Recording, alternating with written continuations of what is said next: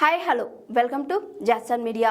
ఈ స్టార్ నటుడు టంగుటూరి ప్రకాశం పంతులు మునిమనవడ 50కి పైగా సినిమాల్లో నటించి మెప్పించాడు.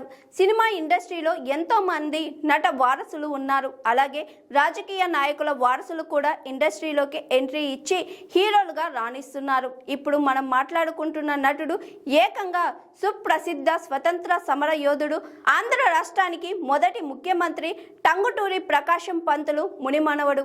ఆయన గురించి చాలా మందికి తెలిసే ఉంటుంది. ఎన్నో సూపర్ హిట్ సినిమాల్లో నటించి మెప్పించాడు ఆయన. 2 తెలుగు రాష్ట్రాలకు ఆయన సుప్రసిద్ధుడే. తెలుగు, తమిళ్లో సినిమాలు చేసి మెప్పించాడు. ఏకంగా 50కి పైగా సినిమాలు చేసి మెప్పించారు ఆయన.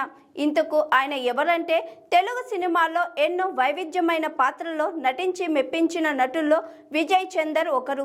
ఎన్నో సినిమాల్లో విభిన్న పాత్రలు చేసి మెప్పించారు.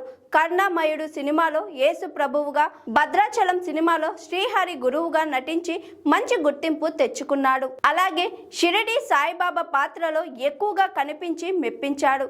1985లో దర్శకుడు బి వాసు తీసిన షిరిడి సాయిబాబా మహత్యం ఆయన కెరియర్ను మలుపు తిప్పింది. కాగా వికీపీడియా ప్రకారం విజయ్ చందర్కు టంగుటూరి ప్రకాశం పంతులు విజయ్ చంద్రకు తాత అవుతారట. టంగుటూరి ప్రకాశం పంతులు గారి అన్నయ్య కొడుకు మనవడే విజయ్ చందర్ అట. ఈ లెక్కన విజయ్ చందర్ ముని మనవడు అవుతాడట. 1967లో వచ్చిన సుడిగుండాలు సినిమాతో ఇండస్ట్రీలోకి అడుగుపెట్టారు. ఆ తరువాత వరుసగా సినిమాలు చేసి మెప్పించారు విజయ్ చందర్. కరుణామయుడు సినిమాలో జీసస్ గా నటించి మెప్పించారు.